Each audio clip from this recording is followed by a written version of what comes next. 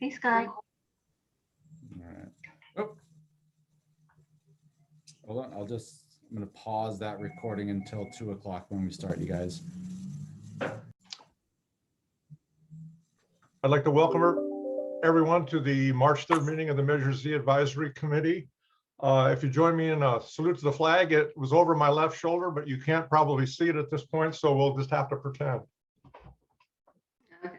I pledge allegiance to the flag of the United States of America and to the republic for which it stands, one nation under God, indivisible, liberty and justice for all. Thank you, Scott. Next would be modifications to the agenda. The chair would like to make a modification to the agenda.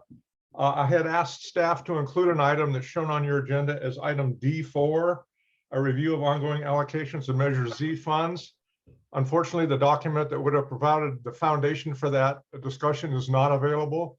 So my intention at this point is to move it to next meeting, and hopefully the staff will be able to provide the documentation we need to have an intelligent discussion in that regard. So I guess I would entertain a motion to modify the agenda in that regard. I move that. Motion, is there a second? Second.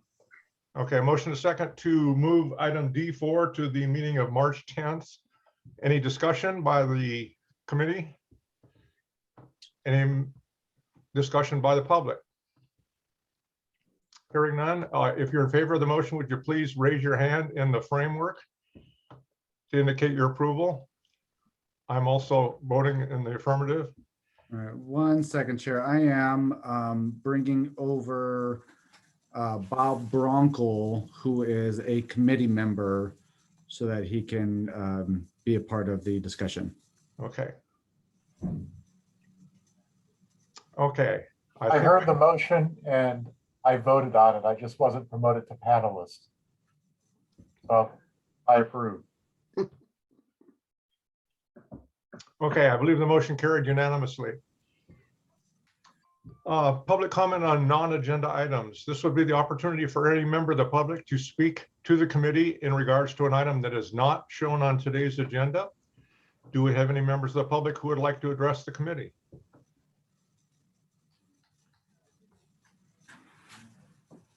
Not seeing any hands raised at this point. I don't see anybody is calling in either. So if there are call-in people or people who are calling in, there are specific instructions on how to raise your hand to comment, but I'm not seeing anybody called in. Everybody is participating via Zoom right now. Okay. Just as a question, because I'm not technically proficient with Zoom, when I went to open Zoom today, it went through a pretty lengthy series of updates. And I have a pretty new high-powered computer. Does Zoom regularly do that updating process when you launch every meeting? I believe it's dependent on your own computer or your own equipment. We're all plugged into the network, so our IT guys are all on top of that stuff. Okay. All right. Well, we'll move forward. And if we don't have any input from the public throughout the course of the meeting, then perhaps we'll have to investigate what happened there.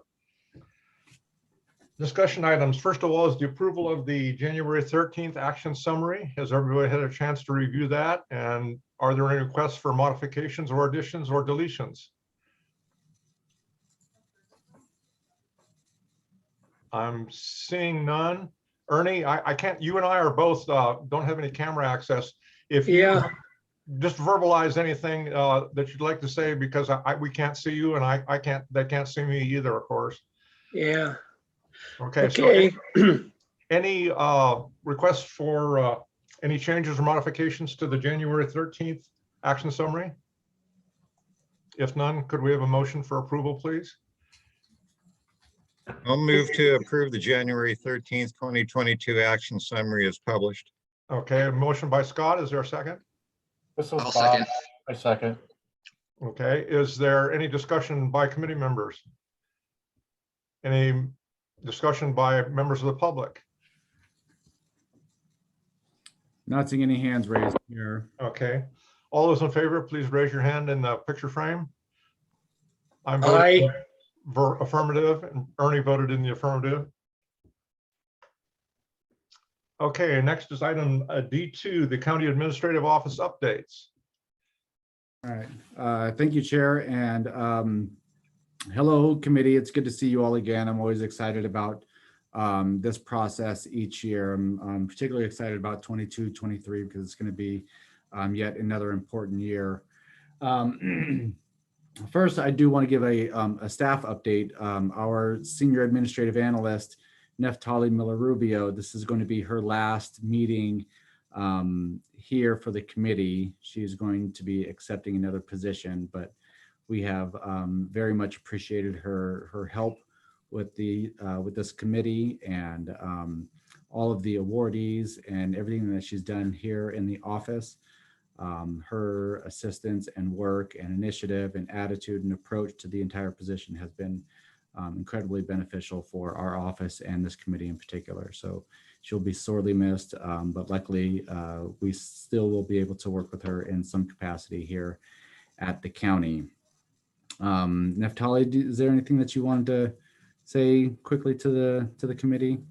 I just wanted to say thank you to everyone. It's been a really wonderful experience working with all of you and being able to serve the community through Measure D. And I will still be working with the county, so I hope to cross paths with you in the future. Thank you. All right. Thank you. Next, more as it pertains to your committee. In the early part of this year, the board approved raises for the majority of county employees. And for law enforcement, these raises equated to roughly 20% in total.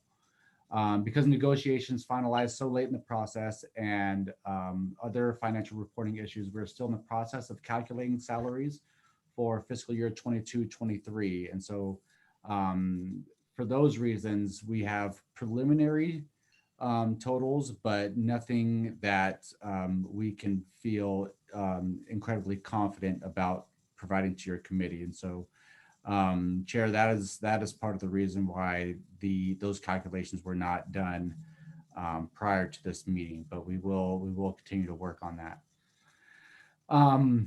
Different topic, as you may know, the Board of Supervisors recently reduced Measure S cannabis excise tax obligations for cultivators by 85%. For Humboldt County, that reduces the total amount owed from roughly $22 million to just over $3 million. We don't budget for that total amount because we know we don't typically collect that total amount. However, in all, with other factors included, the general fund is facing a shortfall of roughly $17 million in fiscal year 22-23. I mention that because your committee has been able to successfully segregate these funds from the rest of the county picture. However, you should know that there is additional pressure on the general fund, and that financial picture will hopefully be cleared up soon. We are in, as we go through it will be cleared up soon as we go through the budget process. It will be cleared up as much as we can as we go through the budget process.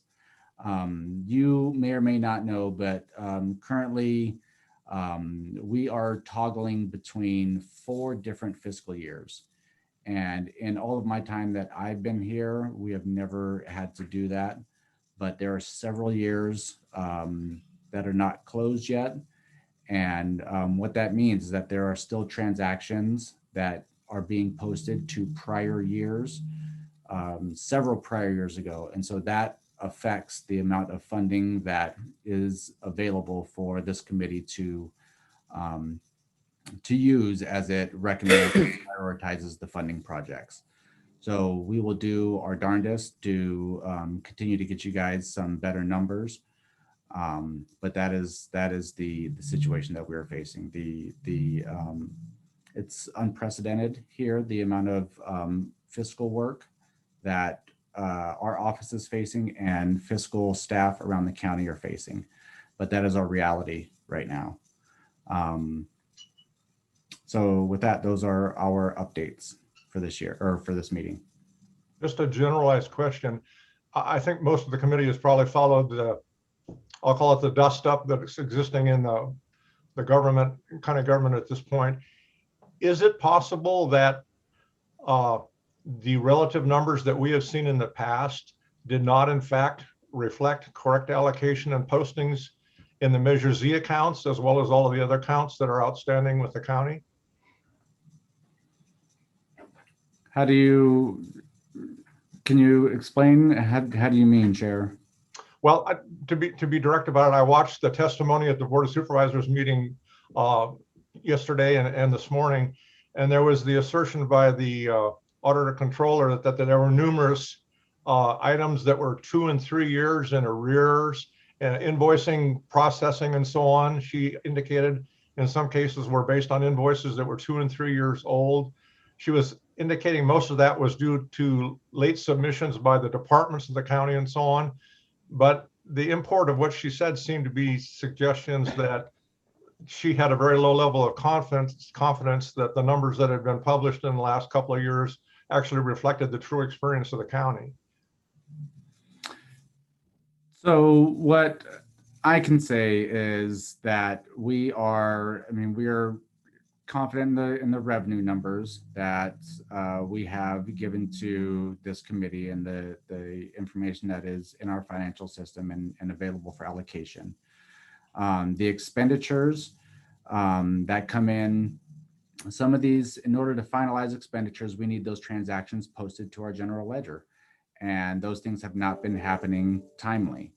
And there have been instances where things are posted to to incorrect fiscal years, or posted,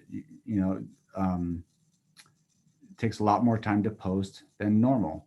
And so until we get all of those things posted and the year's closed, we don't have a solid understanding of where we stand financially. And that affects this committee, and that affects the entire county to the tune of millions and millions of dollars. Am I correct in my understanding that the applicants, when they submit requests for reimbursement and so on, that process is handled in the CAO's office and they are tracked, I will say, relatively independently in the CAO's office as opposed to the Auditor Controller's office? Is that a correct understanding? They're tracked in both offices. Okay. And the information we have has been based on largely the information that have been developed in the CAO's office, correct? That's correct. Okay, thank you. Any other questions regarding the staff updates? Go ahead, Nick. I'd like to kind of jump in on one. There was in reference to that, to the realities of the changes to the Measure S system as far as income revenue for the county for positions or funding or general fund or however that's going to support the county. I kind of thought in that context I wanted to step away from writing out a framework for a microgrant program. And I didn't quite know when the right time to kind of say that was, but as you mentioned that, I kind of jumped in on it. I'd like to hold off if there's any other committee member that would like to take that up. I wanted to kind of create that opportunity. But I just feel with this amount of uncertainty going on, adding a new program wouldn't be the best idea. Okay, thank you. Any other committee member comments? Any public comments?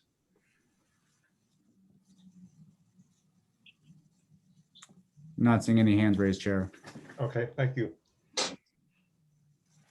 We move on to Brown Act and Form 700 discussions and information.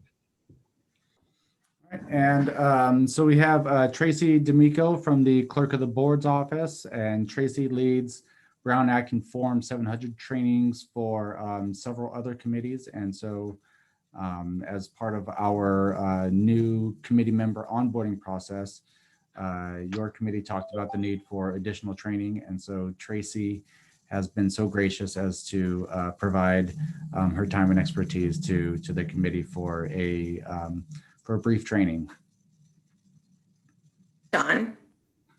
So all of you usually just see me by sending an email saying, where's my Form 700? So it's nice to see all of your faces. As you know, I work for the Board of Supervisors as well. So between the the board's appointments of members to these boards and committees and establishment. I also work with them to file the mandates for the clerk of the board's job, which would be the Form 700s. Not a popular topic, definitely not making a lot of friends or influencing people with this, but it is a mandate that we try to meet. So the Form 700 is an FPPC requirement. It was formed in 1974, and it basically encourages transparency, and it fosters public trust by making sure the conflict is on file and noted.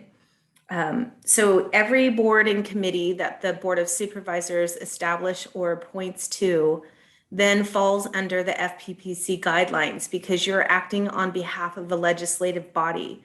So you're appointed by a legislative body, which makes you a legislative body. This is spelled out in the county code, and our county code is held in county council's office. And every 2 years we update it, and it lists on there all the boards and committees and what disclosure each board, commission, and committee falls under. A disclosure is to the degree on which you have to comply and fill out your Form 700. So disclosures can be 1 through 7. 1 through 7 is the highest disclosure, and your committee falls under it because you're making fiscal, allocations and designations. So if you were just making some, if some of the other boards and committees only have category like 1, 2, and 3, your committee is one of the highest with 7. So that being said, every year you have to file an annual Form 700. We ask that you file when a new person gets appointed. I send them the forms and a welcome, and you're supposed to fill out 700s as an annual appointment, and then you're supposed to fill them out when you leave office. We tried our best to do the annuals. As you know, there's 24 boards and commissions with probably 150 members in all of those. So it's also high turnover, so somewhat hard to track. So with the FPPC, I am legally required to ask you to comply and fill out those forms and return them every year. I have to ask and prove that I have done that 2 times, or the burden of responsibility is on me. If I do not comply, I could be fined, the county could be fined, it falls back on me.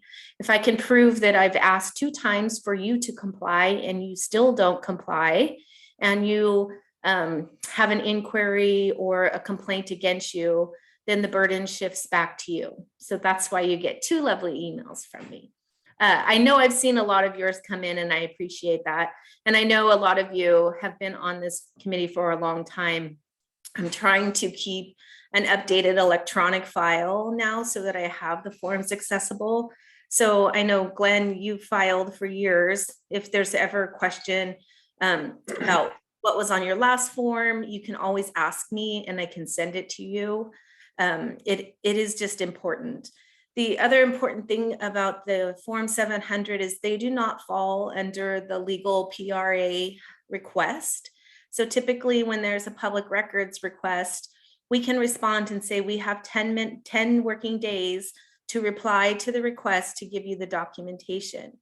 Form 700s are on the spot. So if someone came to the counter and asked to see who has filed for the year, I have to produce the documents on the spot. That's part of the transparency issue. And it does happen. It does happen. If you don't file a Form 700, there can be consequences. We've had members on Planning Commission be fined and penalized. On Indian Gaming, we've had commissioners fined $500 a day for not complying.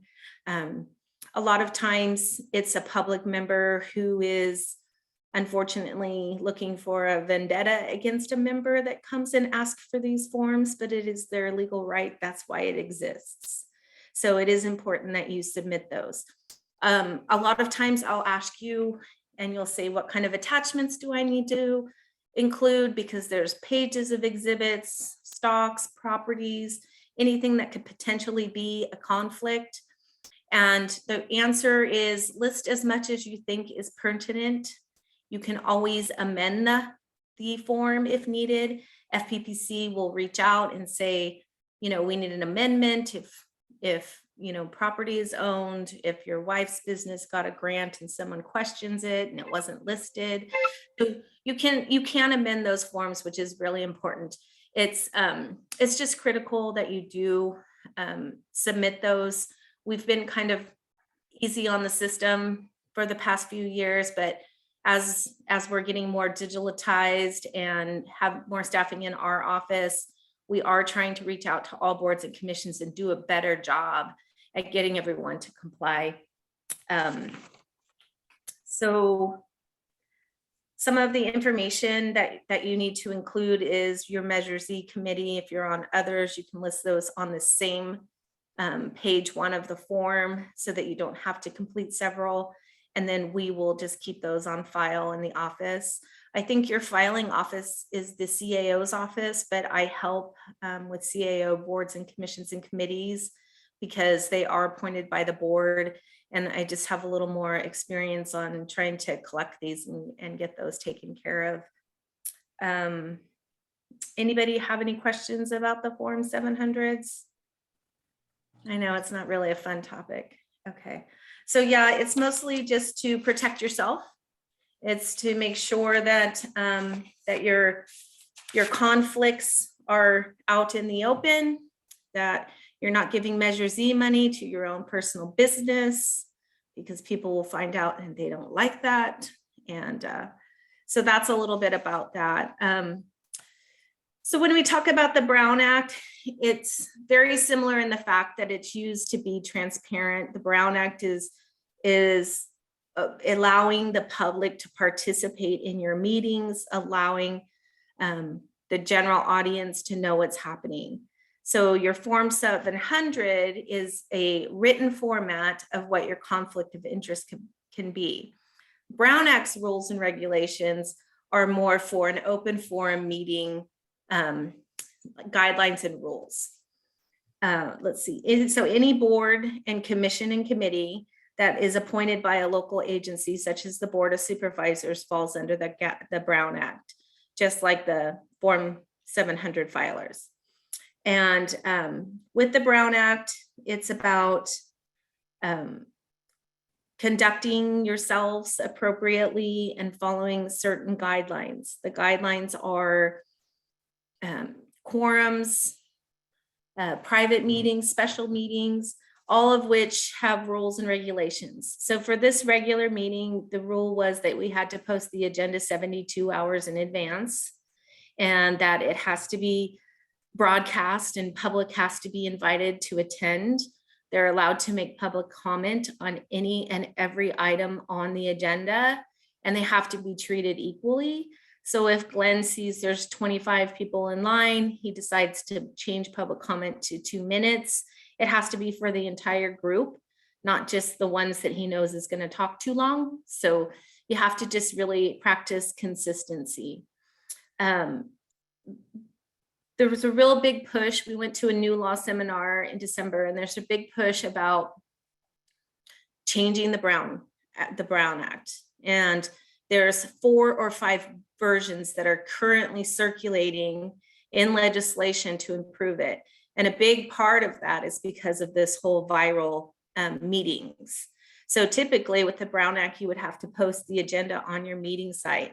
What the pandemic has allowed for is a virtual meeting and has removed that necessity to post in front of your front door at home where you're having a meeting. So they're looking at making some adjustments. There's some good stuff and there's some really bad stuff.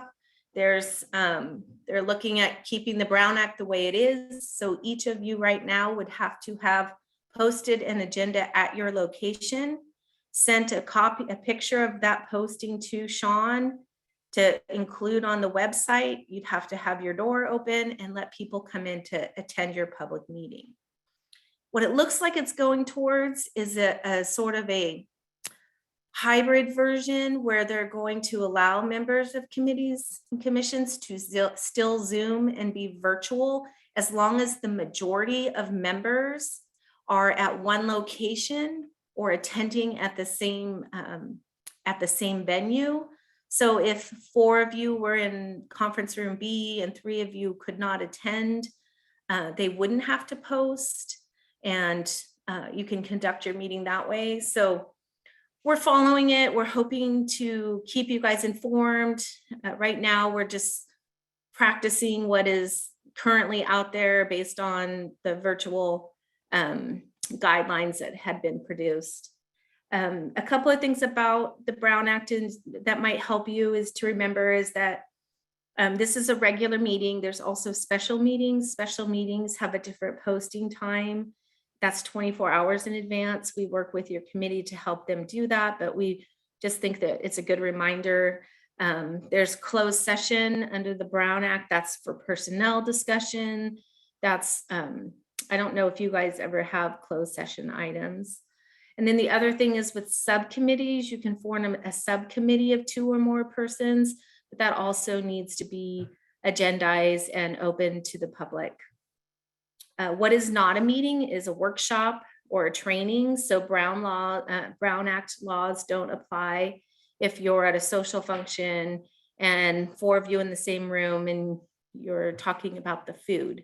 If you're talking about an item on the past agenda or an applicant, then that would be a violation. And yes, people are watching and people are listening to what's being said. So you just want to practice caution. You cannot deny anybody from public comment. You have to allow everyone. You can ask for them to state their name, but it's not required. The public can take notes, they can video, they can record, as long as they're not disrupting. So that is an interesting thing. The biggest problem with the Brown Act that we see with a lot of boards and commission is a serial meeting. And social media is the downfall for every board and commission, because that's what happens on social media. If you post something on social media and 3 other board members post something on social media, that is a serial meeting. You're discussing something that's happening inside of your meeting, and that would be a Brown Act violation. And that can be turned in and there can be penalties. So we try to remind the board every single day, never reply all. If you are all on an email and someone has a question, you may reply to one person in that email string, but please never push reply all. That seems to be the biggest issue. Other than that, just kind of wanted to give you a little reminder of some of those things, and thank you for complying with your Form 700s, and you'll be getting your second request if I haven't received them at the end of the month. So does anyone have any questions or anything? Nope, great. Oh, Ginger. Thank you for your time. Just a minute. So Tracy, is the 700 form just for county, or if you're on a committee with the city, is there a 700 form? Is that just a blanket? The form applies to in anyone that's appointed or acting as legislation. So the city should be collecting those if Okay. you're on a committee. That's their requirement. I am the filing officer for the county's boards and commissions that fall under the Board of Supervisors. Mhm. So I only attend those. That's my mandate as part of the clerk of the board's function. So they have a city clerk, and that should be in their mandate, and they should definitely be doing that. Okay. All right. All right, thanks. Yeah. Hi, Ernie. Members of the public are allowed to comment, you said. Is there any limit on the length of their comment or any restrictions, or is that established in advance? How do we determine who gets to comment how long? It's the prerogative of the chair, Ernie. I'm not sure if you guys have a bylaws that have any specifics in that. If you don't, it's the chair's prerogative. We typically do 3 minutes at the Board of Supervisors, but there are times when we know we're going to have 50 commenters that we limit it to 2 minutes per commenter. As long as Mr. Zemer announces it at the beginning of the meeting and is the fair and equal to each attendee, it is his prerogative. Okay, that brings up another point. If they're allowed a 3-minute comment and somebody is allowed to go 4 minutes, does everybody have to go 4 minutes, or is it, its 3-minute rule still apply? Unless The 3-minute rule still applies. What will happen, sometimes you'll see at a Board of Supervisors meeting, is if someone is speaking and say it's a department head or it's a staff member, the chair or one of the Board of Supervisors might say, I would like to have them continue, finishing their comment. I'm giving them a 1-minute leeway. If the chair agrees, then they can continue. But you have to be really careful about that, because then everyone expects the same treatment. So we really try to stick with 3 minutes. Thank you. You're welcome. Thank you for your time. Tracy, Thank you, guys. Tracy, I've got a quick question. Or Sean, did you file your Form 700? If we wanted to have a time where we could ask questions of people who are applying for Measure Z funding, and maybe we wanted to do it before we actually started meeting as a committee, but have all the committee's members there, what kind of dynamics does that pose? What kind of issues does that pose? So if you were all meeting, like, is it more of like a closed session because you want to one-on-one with this applicant? I mean, I don't think that we would mind everybody seeing it. We just want to get some clarification, or You would have to post it as a regular meeting, Sean. Okay. And allow the public to come in and make public comment and hear what's going on. Gotcha. For transparency. Okay. Yep. Okay. Just schedule a Zoom and just have a limited amount of items on your agenda and include it that way. Gotcha. Okay. Great. Thank you, guys. Have a great meeting. All right. Bye now. Mr. Quincy, just a procedural element. Do you show any public attendees at this point? I do. I see 11 folks are attending. Okay, good. I just wanted to confirm, because we usually at this meeting, especially there are some, and I just wanted to confirm that we had access for the public. So as long as that's the case, we'll move forward on the agenda. Yep. Next item would have been D4, but that has been struck from the agenda. So I would assume each of you received the communication from the staff regarding the distribution of the applications and so on, and that you chose to either get paper copies by picking them up or receive the PDF or some other electronic format transmittal. So just as a matter of rote, everyone has had the capability and has in fact received the applications, correct? Okay, and there was also some letters of support. Does staff want to speak to either of those two topics?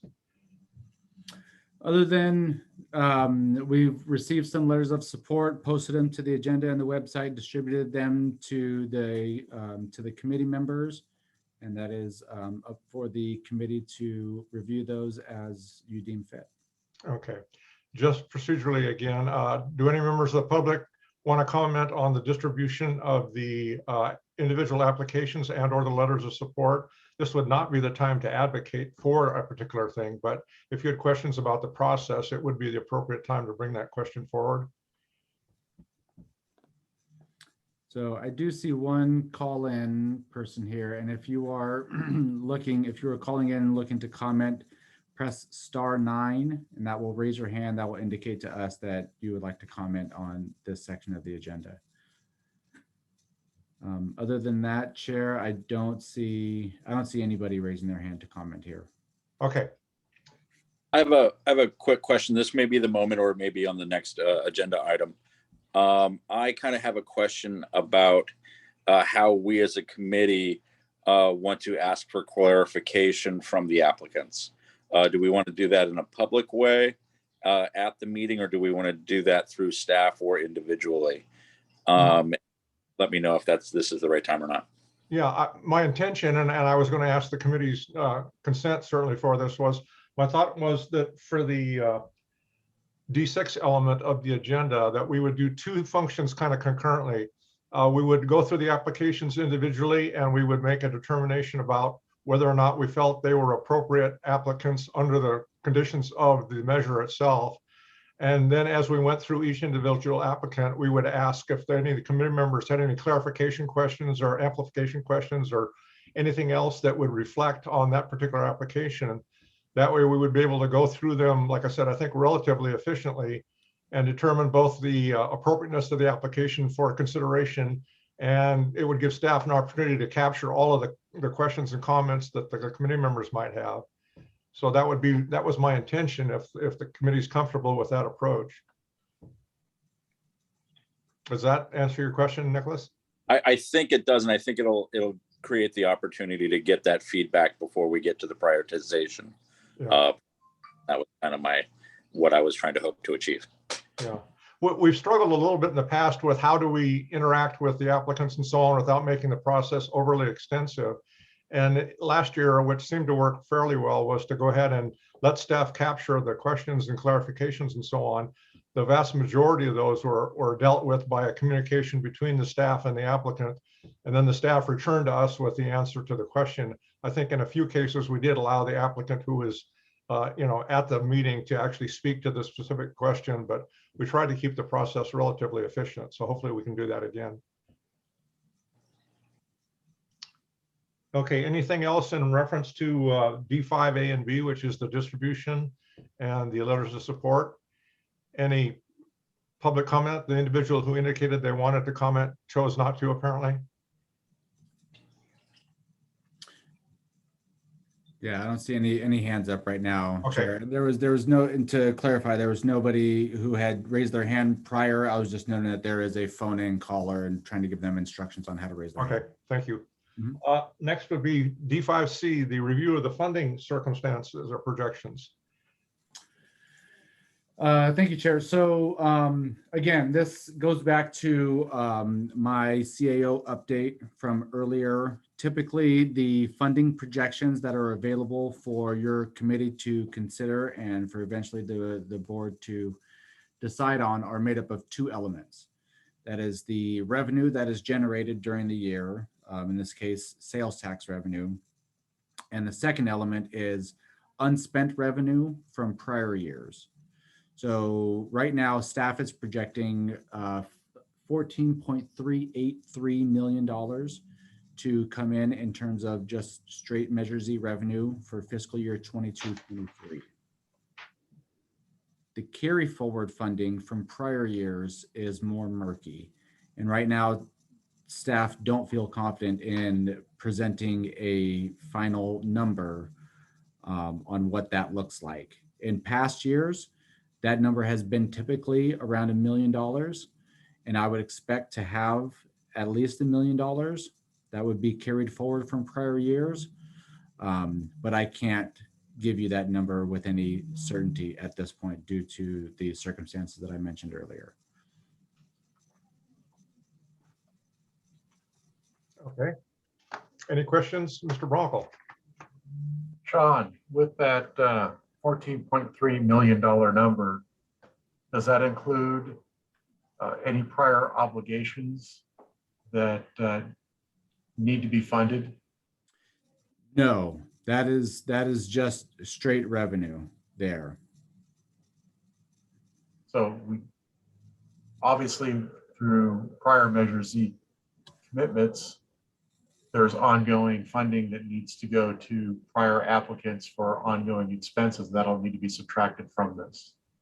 Correct. And typically for county salaries, that figure has been around 50% of the total Measure Z funding that is available, and initial projections. So that is roughly the same, but again, I can't give you all any final commitment on that number because of again, all the circumstances that I mentioned earlier. Right.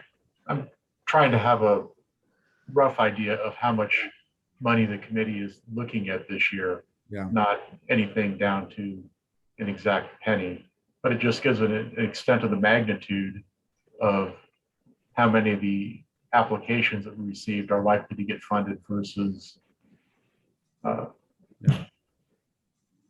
otherwise.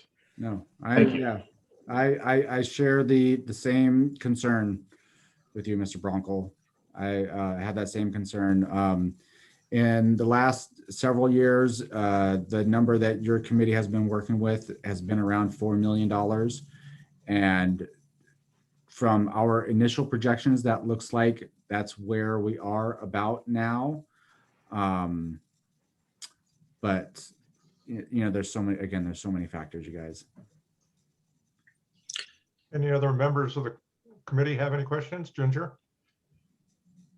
So that puts us in an awkward position, but so can we pretty much say for sure half of 50% will go to salaries for sure? It might be more based on the increase of the sheriff's department. Yeah, that's a safe assumption to make. And then that's not built in to your 50%, right? Like that amount, you said they got a 20% raise basically. Yeah. So when you said about half of that would go to, ongoing salaries, is that including that raise? Yeah, I think it's probably going to be a little bit more than 50% this Yeah, year. definitely will. Yeah. But not 70 or something like that. It won't be. Yeah, I wouldn't say it's 70%. All right. Yeah, if you take a look at last year's, my memory may be a bit off, but I think the county's retention was about 62%.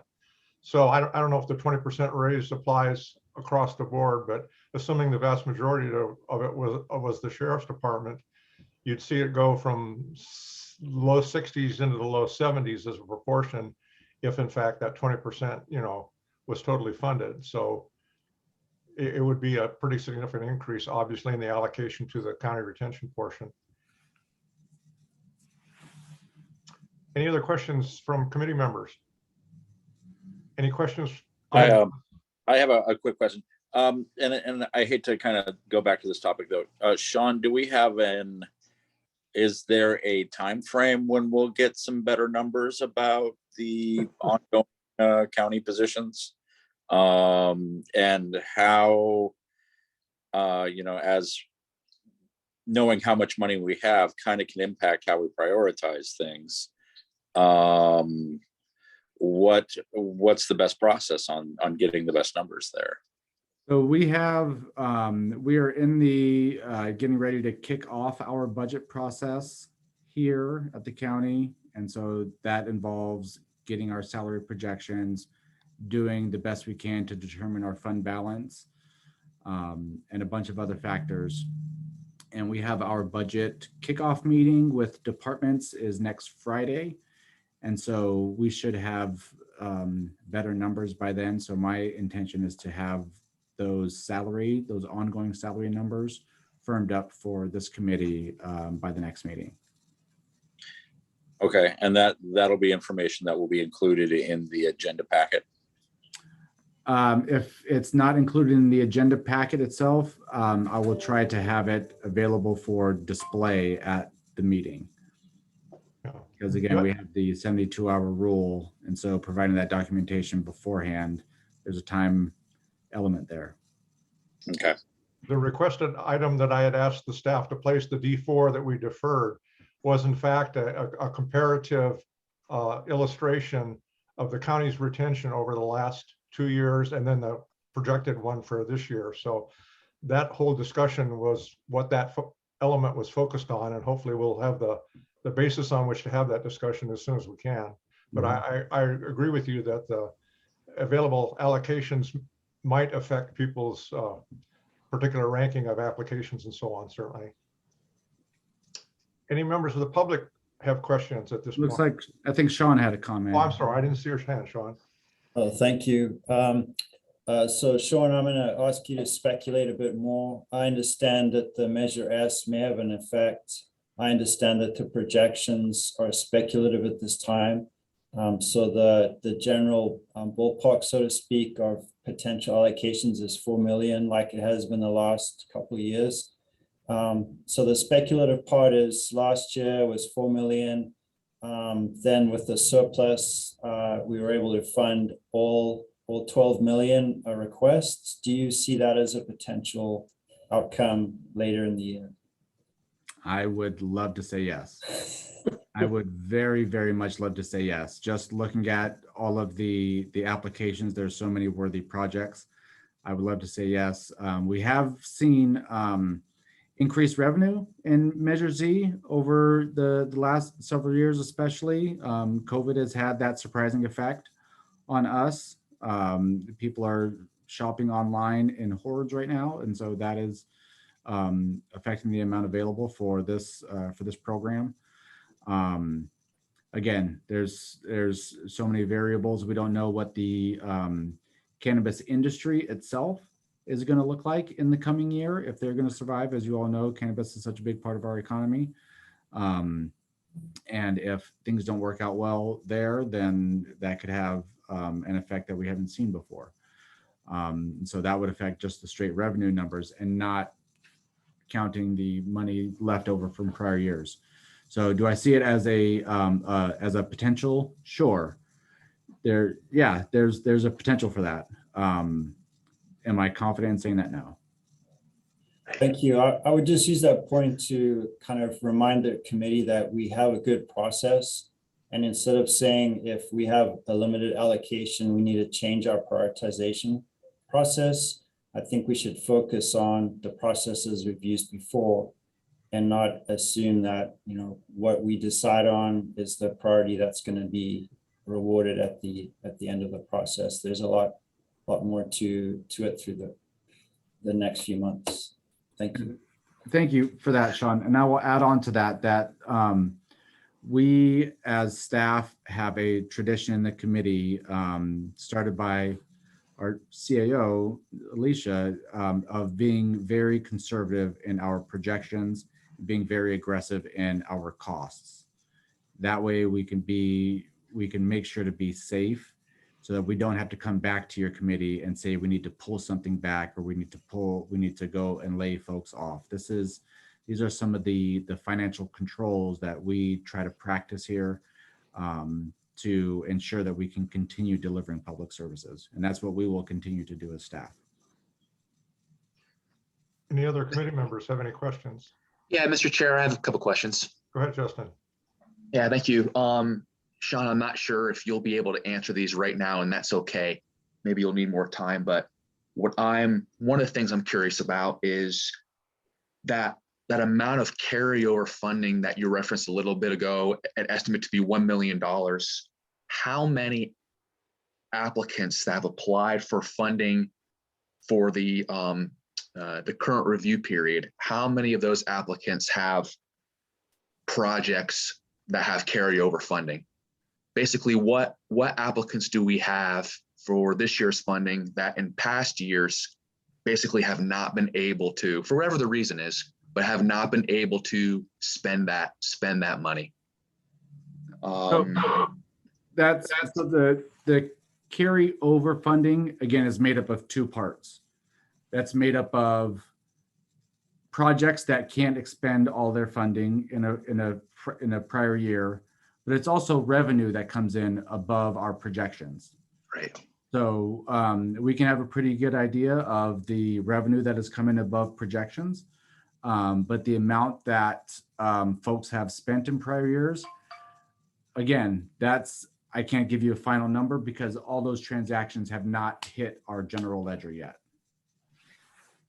So in essence, and I would, the amount is important, but I'm just more wanting to know, you know, what applicants aren't able to follow through, but that's an important consideration that I wasn't thinking about. That there's other things at work there that may have prevented them from expending that past appropriated Measure Z money outside of their own control. Is that what you're suggesting? Typically I've seen that folks can't spend all of their money when there are a lot of salary costs just because of hiring difficulties. Some folks who haven't been able to build things have been able to execute carry forward MOUs with us to carry that funding over into the next year. Does that kind of get at your question? It does. And that's, I guess I'll direct a comment back to the rest of the committee here. Thank you, Sean. Yeah, I personally want to know what applicants were not able to spend that past awarded money. And I take that in terms of my lens at evaluating the current ability of applicants to spend the money. There are projects that are, I mean, all these projects are very worthy, but there are possibly some entities that are able to more readily spend the money.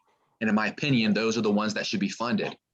There are so many needs in our county, and those agencies that can put that money to work immediately on behalf of the people of the county, that should be part of our, certainly is part of my consideration, and I would request that would be part of others as well. Sean, another follow-up question, if I may, along the same lines, are there any current applicants for this year's funding that have not completed required reporting requirements for past years of awarded fund expenditures? Are there any applicants that we have right now that in past performance years, whether it's this current one or ones prior, where they have not submitted those expenditure reports to your office? I can take Mr. Robbins and try to get a better idea. I guess I'll ask Neftali if there's anything that jumps out to you. I know that some of these quarterly reports can come in later than we requested. There are times that they come in late, but the invoices for reimbursement and quarterly reports are due at the same time, so it does give some motivation. So typically we don't see applicants who apply for money are approved and then don't submit their documentation. And if it doesn't come in, I do send like reminders and a final sweep to confirm. There are times for various reasons that organizations aren't able to spend funding in a given quarter. And so we do not require them to provide any sort of documentation beyond stating that they didn't expend any money. And so I do keep track of that. So for example, College of the Redwoods, due to COVID reasons, weren't able to do the CERT training that they applied for previously. So we have carried that funding forward, but they do email quarterly to say, we haven't been able to get that program up and running, although I think they are doing it now. So happily that probably will shift and we'll be able to get that program going. But that's an example of something that really is out of their control, where we won't have documentation for them, but we do document why and stay in touch with them. So we don't have an issue with late reporting in that way, just because we do stay in close contact with award recipients, and it's so tied to the funding they receive that to get one, they really do the other. So it works out. And we do have documentation of who received carry forward funding. So I'd be happy to share that with the group and have that as a document included in next week's agenda, if that would be helpful for you to review. Thank you, Neftali.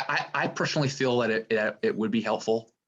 One other question, and Mr. Chair, I'll just pose this to you. One other bit of information that I would like to have personally as I'm reviewing these applicants, and this doesn't necessarily fall to county staff because I don't see how they would know. But one thing I'm curious about is out of all the entities that applied, how many of these entities have received CARES Act or American Recovery Act funding? That is, there's a lot of other potential money out there that many of these applicants could be applying for, and I want to know what they are applying for and what they've been successful in getting, whether that's applications for a grant or just a general disbursement through the CARES Act and from the American Recovery Act. I would like to know that information in terms of evaluating and making recommendations on, which one should be funded. So yeah, Sean, I don't expect you guys to have that. And I'm not, if you had any thoughts on a process in terms of determining that, basically I guess it'd be an email to the applicants that says, can you please report any CARES funding or American Recovery, American Recovery Act funding as well? Thank you. Yeah, no, two things. To go back to the documentation piece, Justin, I will say that as we reported to your committee in October, we successfully completed a Measure Z audit for fiscal years 15-16 through 17-18. So that audit had all of documentation necessary to perform that audit. And that audit, talked about some, in my opinion, relatively minor things that we could clean up, but there were some things definitely to clean up. So in terms of documentation needed to perform the audit, we had that documentation. And two, we can absolutely send out information to everybody who has applied to let us know if they've received CARES Act or ARPA funding. Thank you. Ernie, go ahead. Yeah, I appreciate the help that the Measure Z staff here has given me on information I've been looking for. I appreciate Justin's questions. One of the things I looked up the audit, it was only to 2018. I think that most of the problems in the audit was just people overworked and oversight, and I don't see anything criminal. But I kind of wanted to try to access the quarterly reports that the recipients are supposed to make. And I get to the county website where these quarterly reports are quote unquote available, and I get a message 404 unavailable. So I don't know, are these reports not available to the public, or what is the problem there? Thank you. If somebody can answer that. I see hands typing furiously at this point. I see Alicia's hand up. Maybe she can answer my question. I can't, thank you, Ernie. I can't answer your question, but to Justin's comment, I just wanted to say that my experience, and Sean could jump in on this as well, is that the CARES Act and the ARPA funds are pretty darn specific in how you can spend them. So there's not a lot of latitude for those recipients to use them for something like the MIST program. CARES in particular had to be heavily tied to response that was necessary or expenditures that were necessary in responding to COVID. So that really like honed in where you could use those funds, and they could not be any revenue backfill. It had to be actual expenditures. ARPA is a little bit more lenient, but it's leaning towards infrastructure improvements. So if you're looking to say, maybe you don't need a school resource officer because you have a backfill of ARPA funds, that might be a hard expenditure for public agencies to cover with that revenue source. Thank you, Alicia. I should say, Ms. Hayes, welcome to your brief visit to Sanity World. I think Nick has his hand up, Chair. Yeah. I wanted to make a quick comment in reference to Justin's questions about agencies that don't fully fund or fully expend the funds. And I have a hard time looking at that as a metric for awarding funding, because we ask very specific questions about how these agencies plan to spend their money, be it equipment, salary, travel. It's all very defined within their application. And I feel if an agency comes in below what they're asking for, they're succeeding basically under budget, and it's an opportunity for them to save money rather than being less effective at spending money. And so I'd hesitate to look at that as an opportunity to say, penalize an agency that is more financially responsible. Okay, any other community members? Excuse me, any other committee members? Any community comment or public comment on the topic we've been discussing? I see Tammy has her hand up. Oh, I'm sorry, Tammy, I missed you. Go ahead, Tammy. Okay, I just had a quick question on, through the COVID, there was a lot of, I don't know if they're PPP loans that private entities could get. Is there any way to show whether some of these applicants got those loans? So they're getting double grants, they're getting a grant from Measure Z and this other grant from the COVID stuff? Is there any, do they have to turn in any tax forms or anything like that to see, or can they double dip like that? The initial round of PPP documentation was extensive. My wife and I completed a couple of them for a couple entities, and we ended up with a 1-inch thick binder of documentation down to the payroll level. The second round, the documentation comprised, if you're less than $150,000 in receipt, the documentation is an affidavit that you simply file indicating that you followed all the rules and regulations, and the certifying officer for that entity simply documents that the expenditures were made in compliance with the requirements of the law, and that's the extent of the documentation for the second one. I suppose we could, I'm thinking about that question, and I'm also thinking about Justin's question, and I think we might want to address these types of questions in our application process next year. I think in arrears, it's a little difficult to include them in the process for the simple reason that it wouldn't be known to applicants that these were going to be considerations and so on.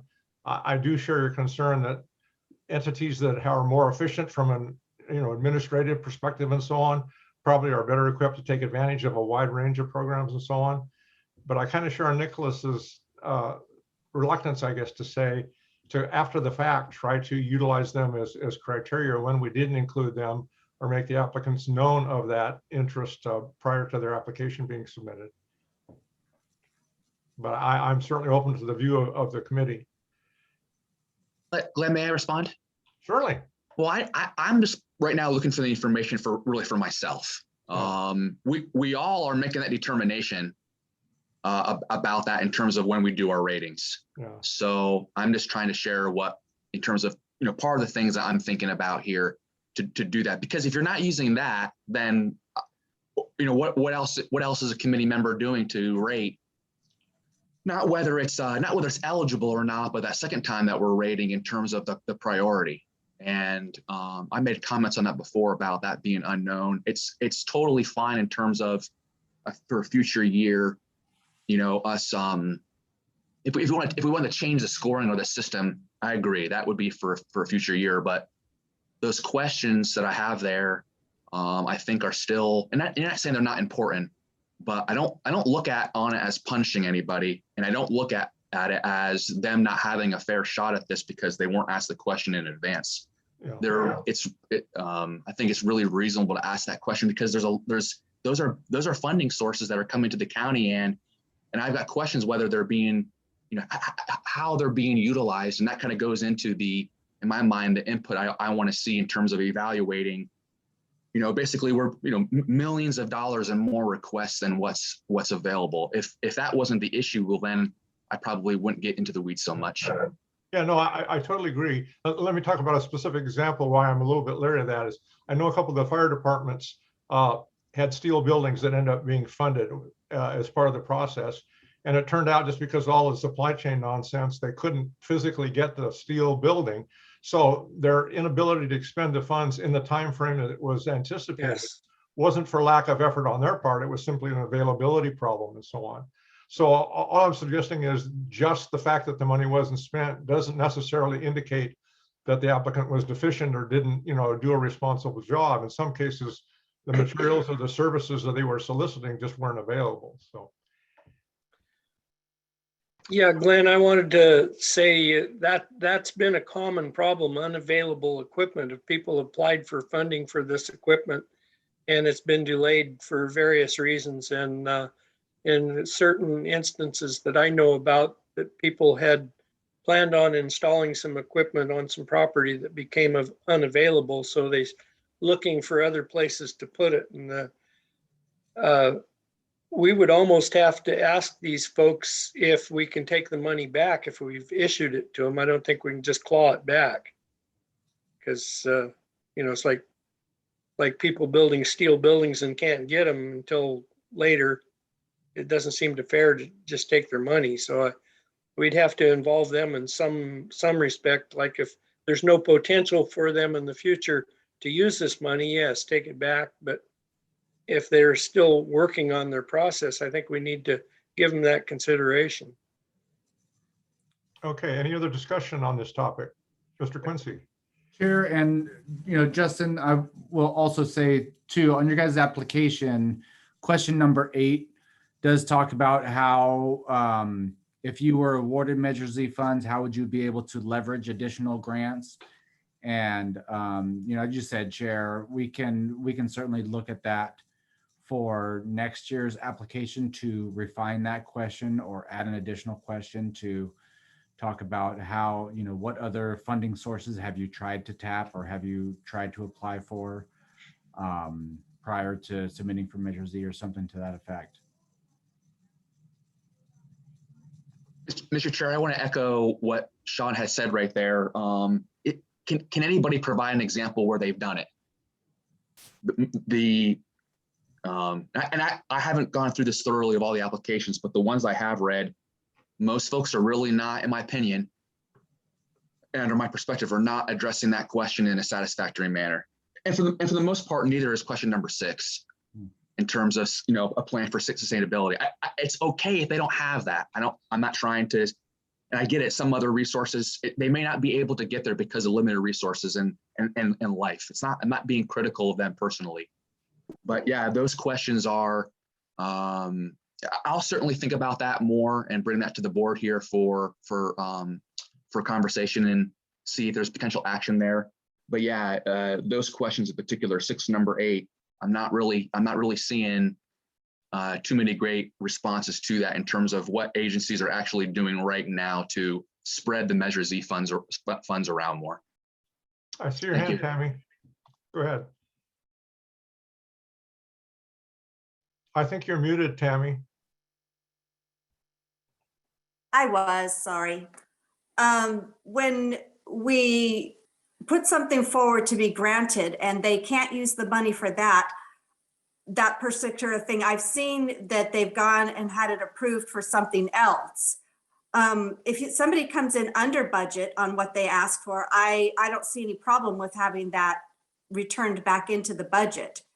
But I also am not particularly too fond of, I saw a project in there where they used it for something else that I didn't really think fit into the tax measure.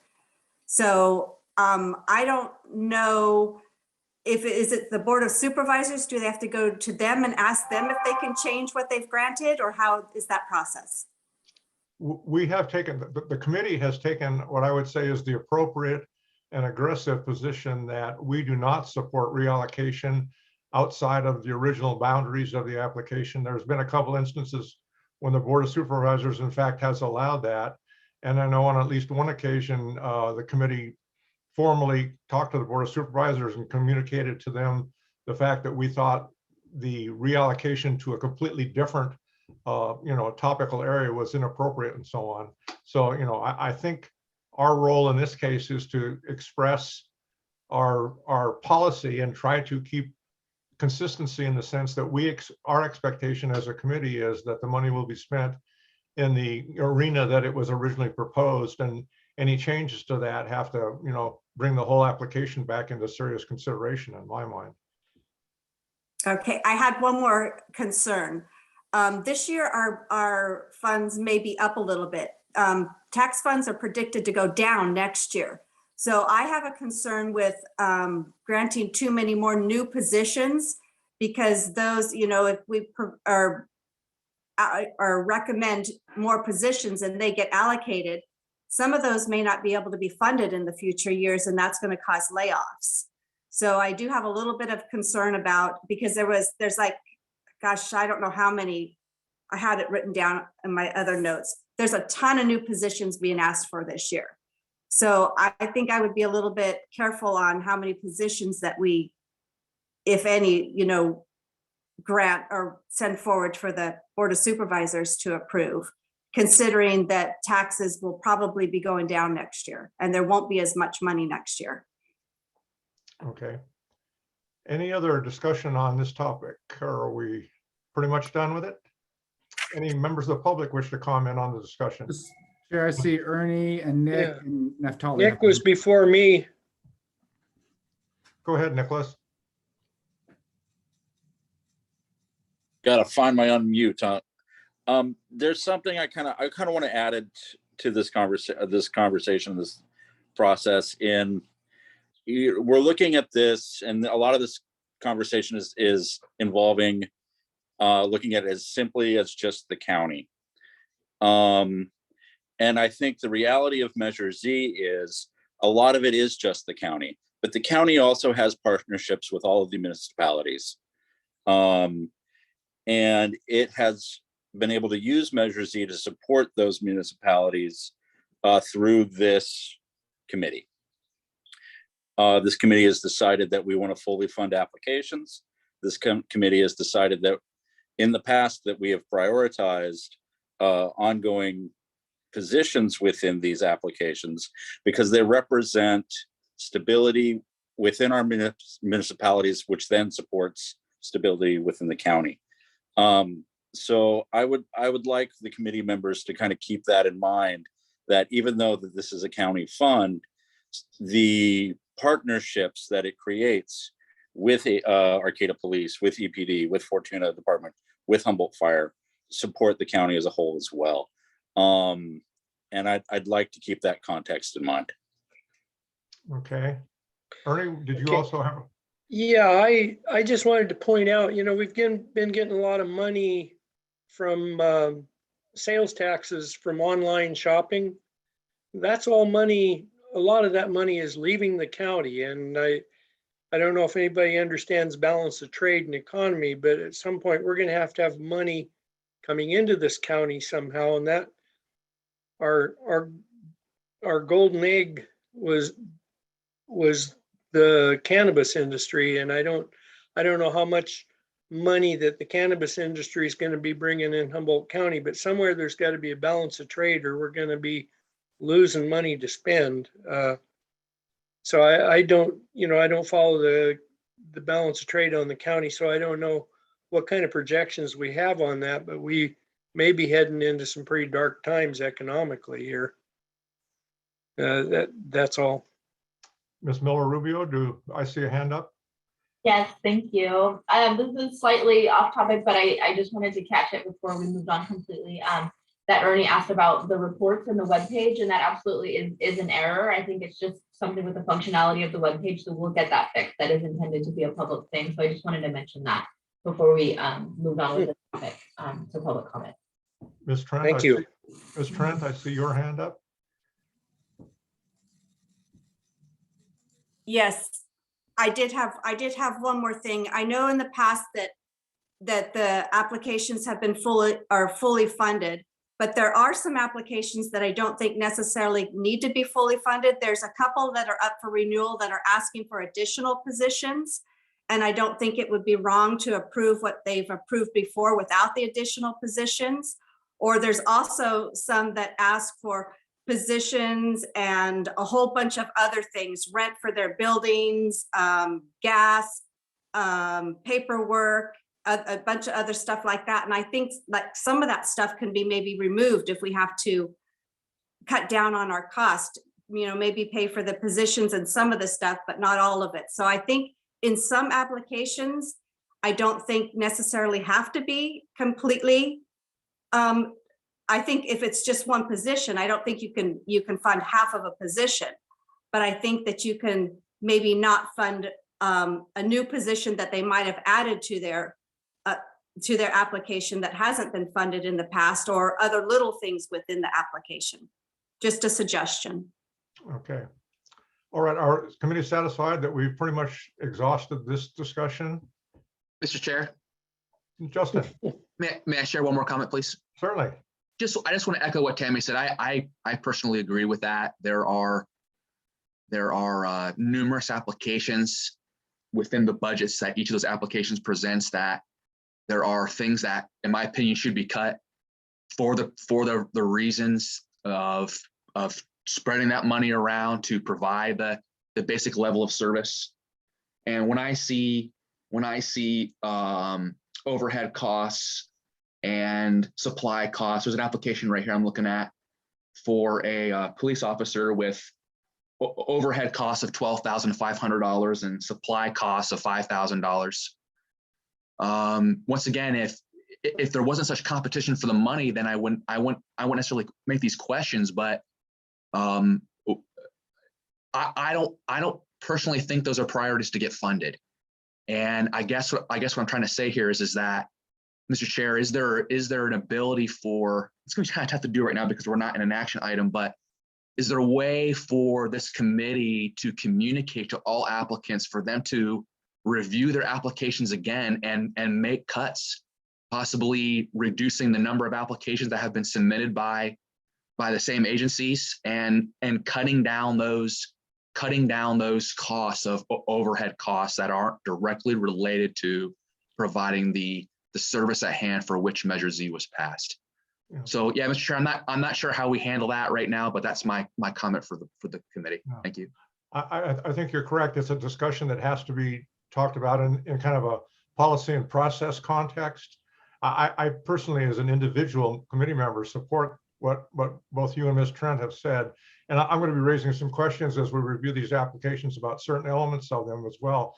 So I think what I would suggest, by way of policy and procedure, if we can move on from this item to the actual initial review of the applications and so on, it seems completely appropriate to me that a committee member can, at an individual application level, question a specific element of the budget that's submitted with that application and ask the staff to communicate back to the applicant and say, is this absolutely essential, number one, to your filling this position? In other words, if we were to cut the overhead costs you were just referring to and so on, would this make it impossible for you to, recruit this employee? And then there are some in my mind where they've begun to be pretty creative in what they're considering an employee cost and so on. And I'd like us to explore that myself. So I think that the appropriate way at this point in time, without having notified the applicants that you might be subject to partial funding, is to at least get the solid information so that we understand what these inclusions are, and then we can make a determination about whether we think they're appropriate or not. Okay, are we pretty much close? Nicholas, go ahead. I'm trying, Sean. I'm trying. I know, and not to prolong the discussion, but I really feel I need to jump in on this one. Go ahead. Go ahead. In the past, in my first year with this committee, by some miracle, I got through a proposal where we partial funded all of the applications evenly, and it spread the money further down the list. But the next year, when they came back, the agencies all said that didn't go well for us.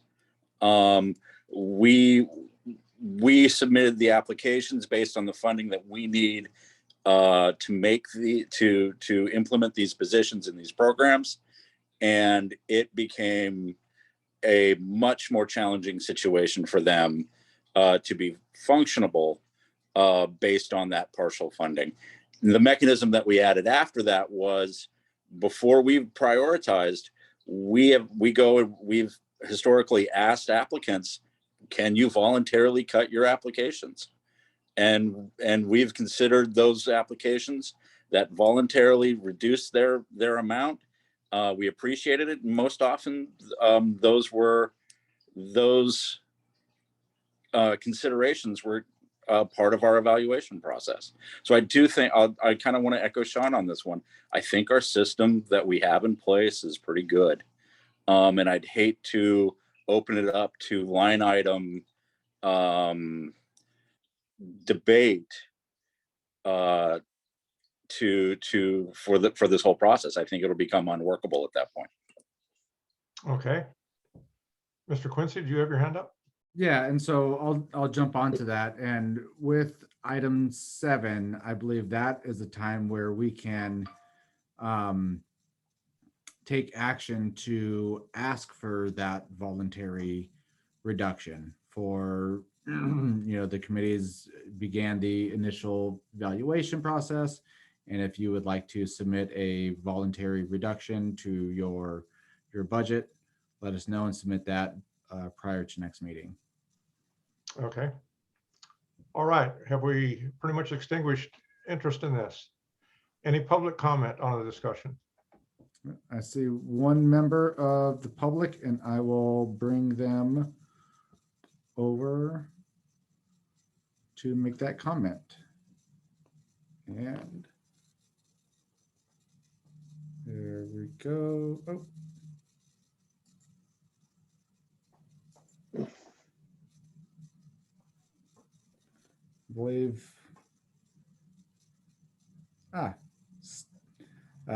Stephen Stake, I believe you had your hand up. Yes, sir. Thank you, everyone, for the opportunity to speak.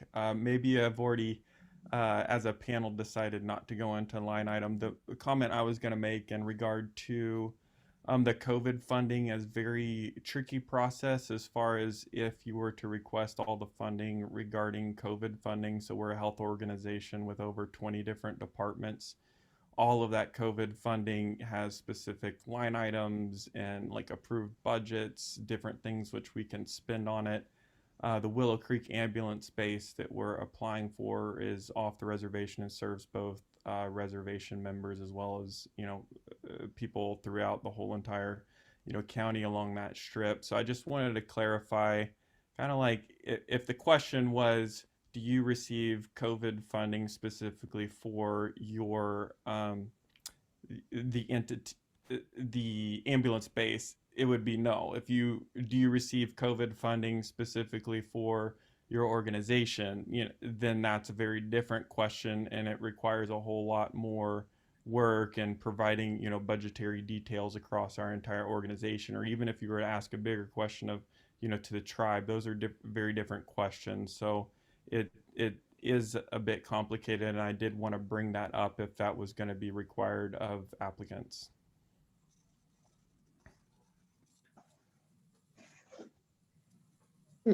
Okay, thank you. Any other members of the public?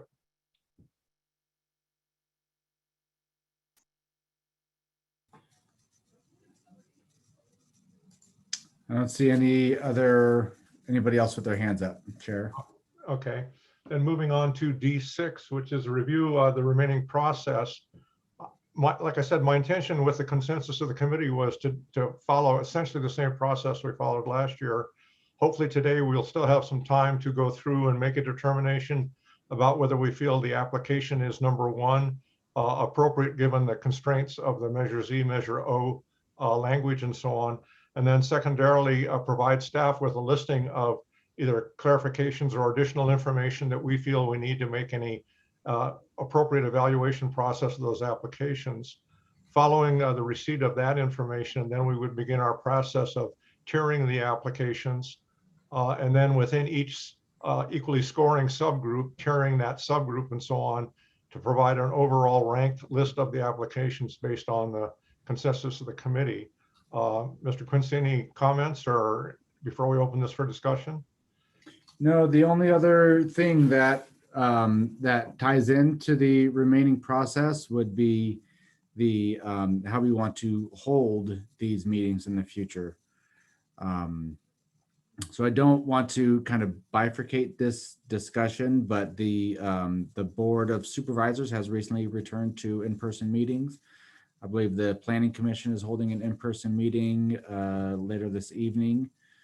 And so this committee hasn't really, we've talked about it a little bit, and we've talked about how we're going to continue to do Zoom in the past, but with the way things are changing, that would be something for the committee to consider.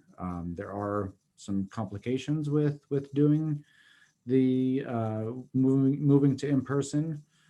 So I have some concerns about moving to in-person just logistically to make sure that I can still provide this committee the service that you guys need, you all need to deliberate and everything. But that is something to discuss if your committee wishes to.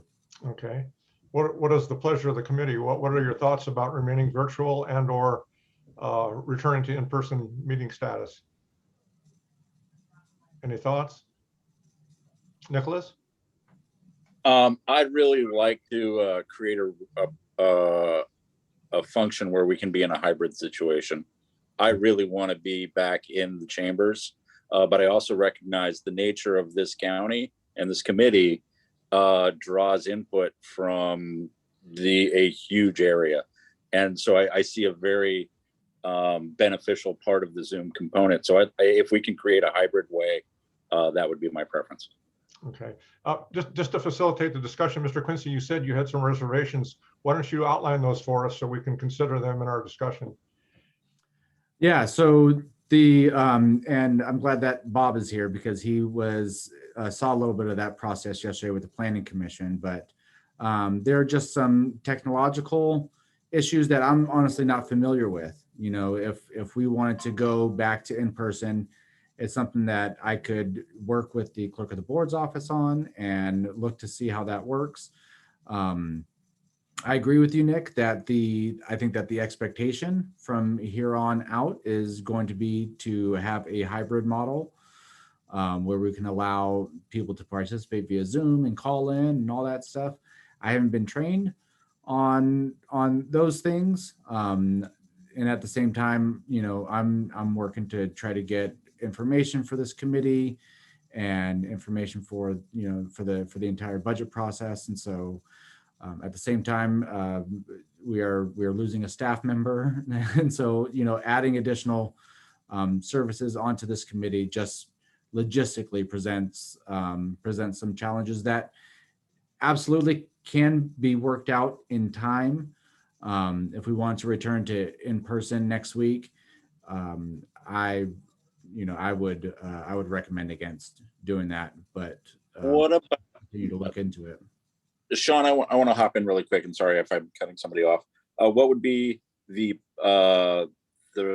possibility of maybe looking at trying to define when we would want to turn in, like say the new calendar year, starting a hybrid process? Sure. Right. Saying let's do it next week. Mm-hmm. Really crafting a time frame that's realistic for success. Yeah, absolutely. And that's something that I can continue to report out to this committee on, through the CAO update part of the agenda, as I work with other staff on what that's going to look like. Any other members of the committee have an opinion? Mr. Bronco. I agree with Nicholas that the hybrid model, I think, is the way of the future, in that it also helps the applicants out.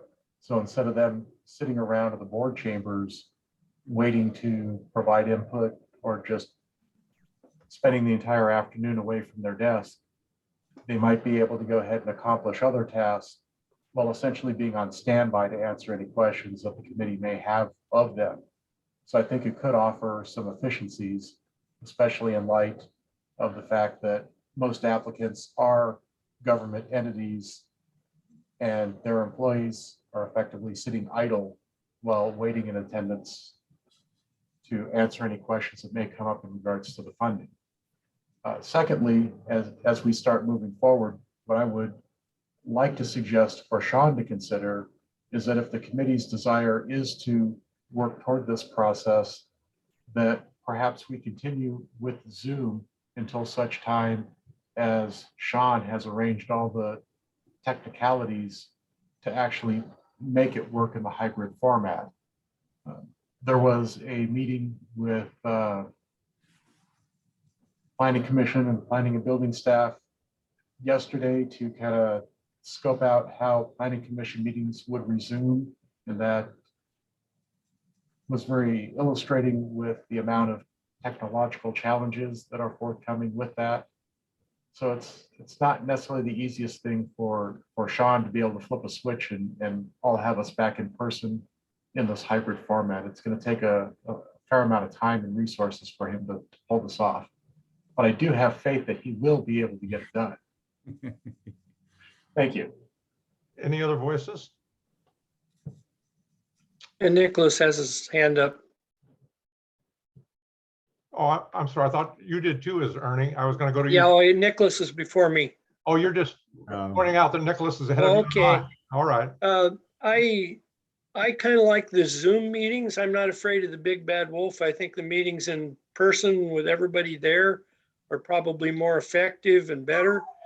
But I don't think we're in a new era now, and I don't think that we're ever gonna get past the Zoom meetings. I think we ought to just stick with Zoom, and everybody can join in. And it's like you say, there's an enormous waste of resources by having all these applicants standing around in our meeting room waiting to speak. I think effectively, if I can get my camera to work, I had to reboot my computer to get the thing to come on. But the Zoom meetings, I think, are the most practical way we can deal with these meetings anymore. Okay. Nick, I think you had your hand up again, or I see it down now, but okay. Any other thoughts on this?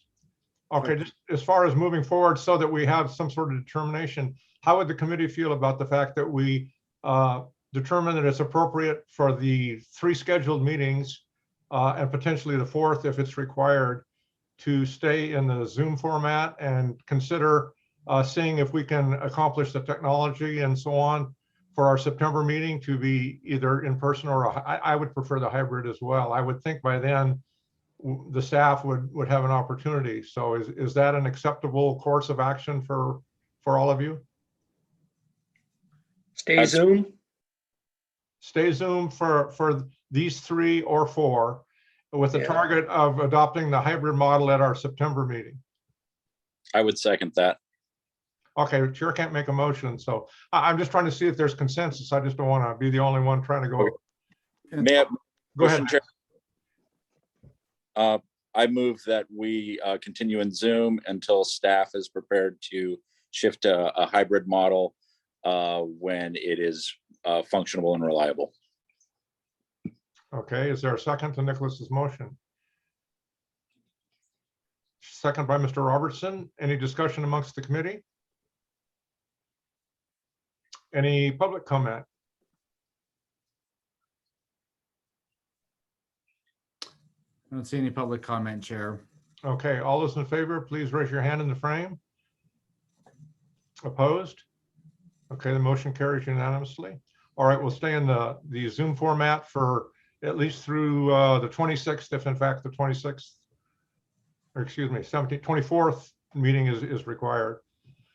And Chair, before we move on to the next item, I think item 6 was also trying to get at the idea of the way that this committee has developed its ranking methodology with the initial and the secondary and the tiering and the ranking in between tiers. And I think in this environment where we are financially, I think that's going to be, as Sean talked about earlier, I think that's going to be particularly effective and important this year because we, right now, we just don't know where we are at numbers wise. Okay. Any members of the public have comments? Oh, I'm sorry, Tammy, go ahead. I have a suggestion on the ranking. I am new this year, so I don't know what you guys have decided in the past, but we do have a lot of positions that have previously been funded and are ongoing. Would it be like a benefit to go through the renewals and see which ones of those we want to renew? And then with the fundings that's left after that, then start ranking the new positions or the new applications that are going or that are up for possible funding? Anything is a possibility. Other committee members want to speak to Tammy's question?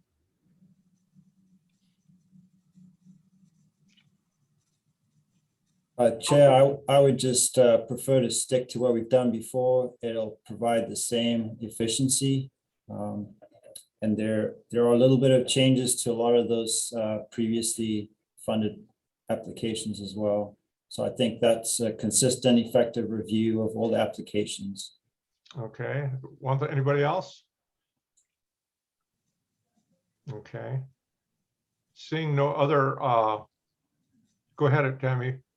Are you turning yourself off? I can't tell if you're raising your hand or turning yourself off. I'm lowering my hand. Oh, okay. Okay, lacking any consensus to move to an alternate system, I think we'll stick with what we've done.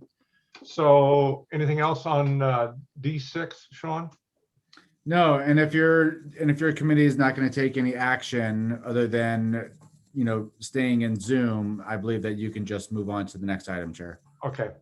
All right, so that would give us the initial evaluation capability of the applicants, just by way of procedure and so on. Nick, I'm sorry, I think Nick just raised his hand. Oh, okay. Go ahead, Nick. I'm sorry, I just wanted to hop in. I'm wondering if can we review our ranking process just so all committee members are caught up and up to date? Certainly, certainly.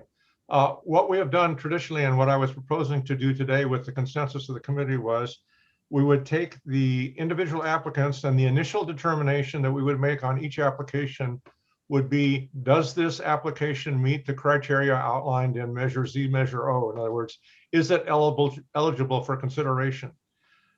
Concurrently with that, or sequentially, I guess, actually, we would generate any questions of clarification or any additional information that we feel we need to evaluate that particular application. So my hope today is that we would have the time to go through the list, determine whether we felt each applicant was eligible for consideration, and then also forward and let staff build a list of clarification questions and any additional information that committee members felt they needed for evaluating the applications. Then presumably at the next meeting, we would start the process where we would put the applicants into tiers, one of 3 tiers, and we would go through applications individually with each member voting, and the staff would tabulate a numerical score based on the votes of each of the members. We would then build subclassifications of applicants that scored with the same numerical score, and then based on another numerical count of the prioritization by each committee member of that subgroup, we would then order that subgroup, and the combination of that process would result in a fully ranked list at that point in time. So then the only real consideration subsequent to that is how far down the list can you go funding wise? And at that point, we've essentially completed our process. Is that your memory of it, Nick? Yes, thank you. Okay. Any concerns or questions about proceeding in that manner? Mr. Chair? Certainly, Justin. Yeah, just a request that we put the county staff put the language of Measure Z up here for everyone to see while we're taking our expressing our finding of eligible or non-eligible. Okay. Can we screen share in a way that still leaves us functional? Yep.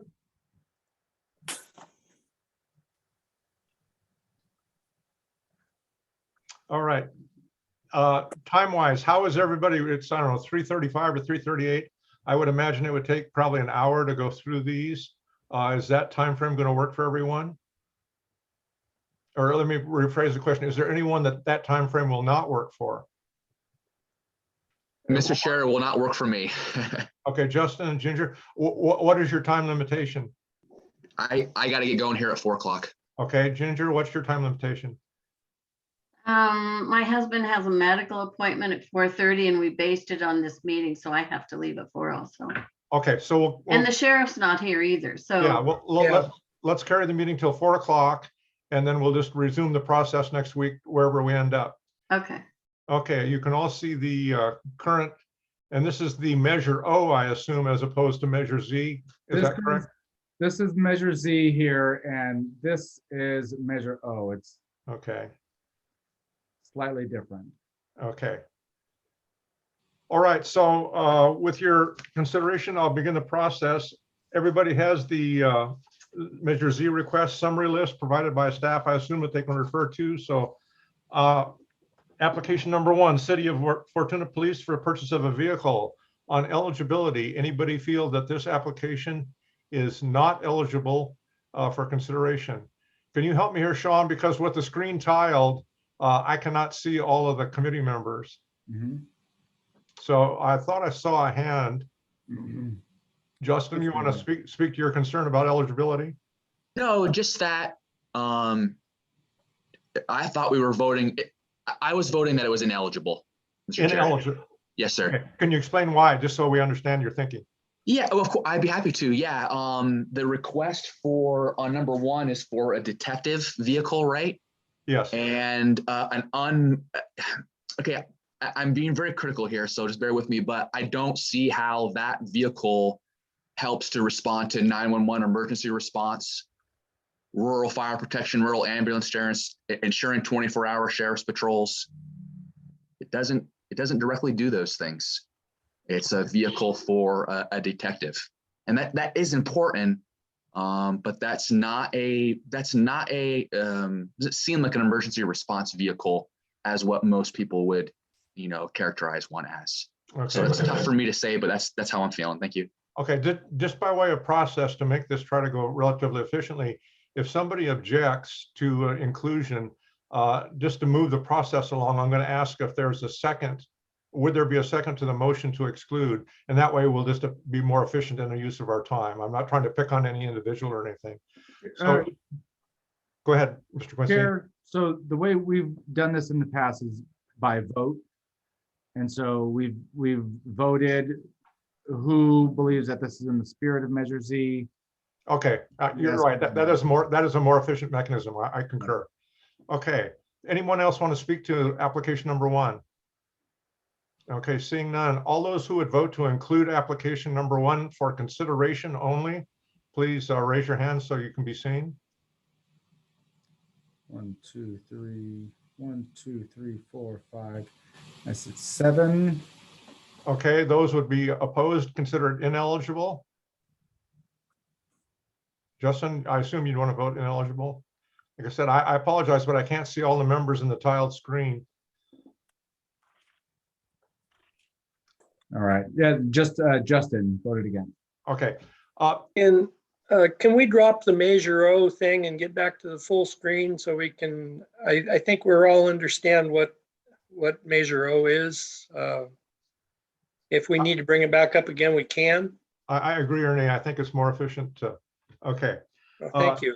City, application number 2, City of Fortuna, the K-9 program. Anybody feel that that is ineligible for consideration?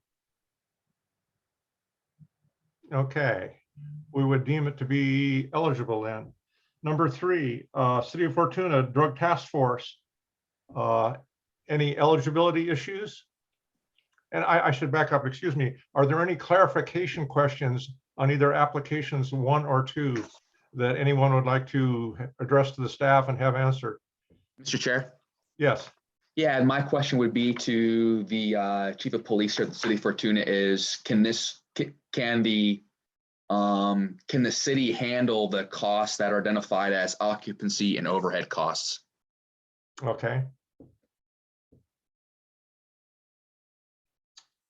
Okay. For number 1 and number 2? That question for me was just on number 2.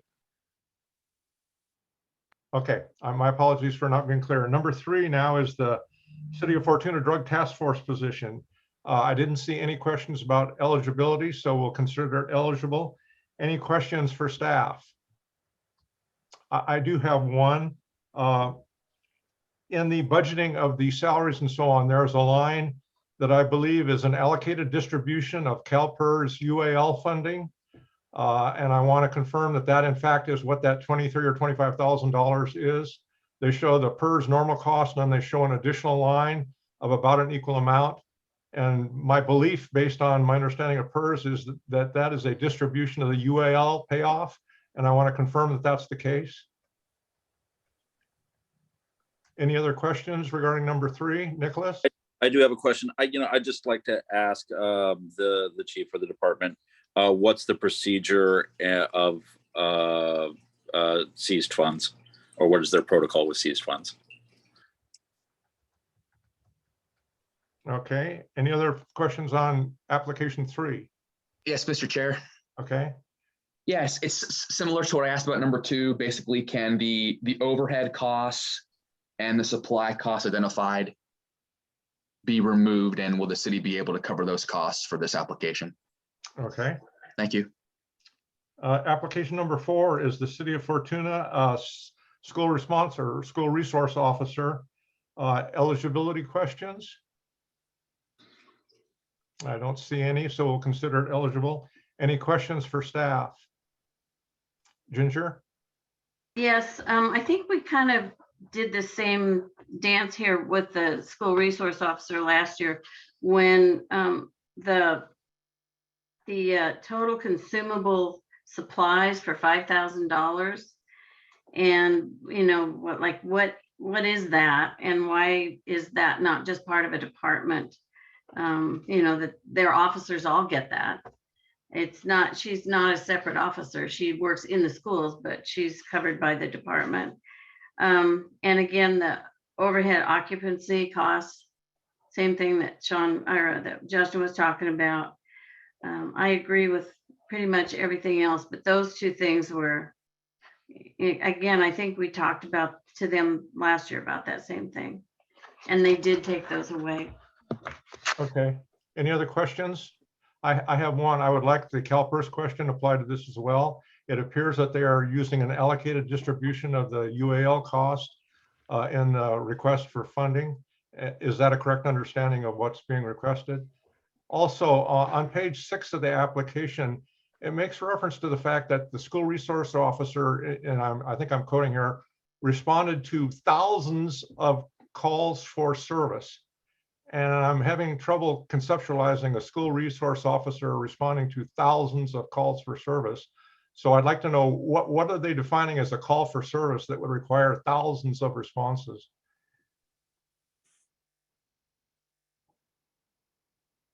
Any other questions for number 4? Number 5, Adult Protective Services, the EVAS program, eligibility considerations or concerns? Seeing none, we'd consider it eligible. How about questions for clarification? Seeing none. Just by way of process, Mr. Quincy, we're not required to ask for public comment on each and every one of these, are we? No, but you will ask for public comment At the end of the correct process. After- Yeah, after that was my plan. Okay. Moving on, Southern Trinity Area Rescue, STAR ambulance service, any eligibility considerations? Seeing none, we'd consider. Mr. Chair. Go ahead. I'm sorry, Justin. Yeah, that's okay. After due thought, I consider this application to be ineligible. Okay, could you tell us why? Yeah, it's in the title, Southern Trinity Area Rescue. I know there's a little bit of service area here in Humboldt County, and I get the application here, but this is something for me that is not, it's not within Humboldt County. It's not eligible for Measure Z, though I have supported in the past. This year, I thought a lot about this and believe it to be ineligible. Thank you. Okay, Ernie, I think you're next. Yeah, Justin, do you have any idea where that group, where they're located and where they spend their money and where their taxes are? They're a very important emergency responder, and they cover Humboldt County. The residents of the area shop in Humboldt County, and the road to and from there they cover with the ambulance service. And I just wanted to explain that. You can, you can argue against it if you want. Okay, Scott, you were next. Okay, from what I understand in previous years, well, we funded them for several years now.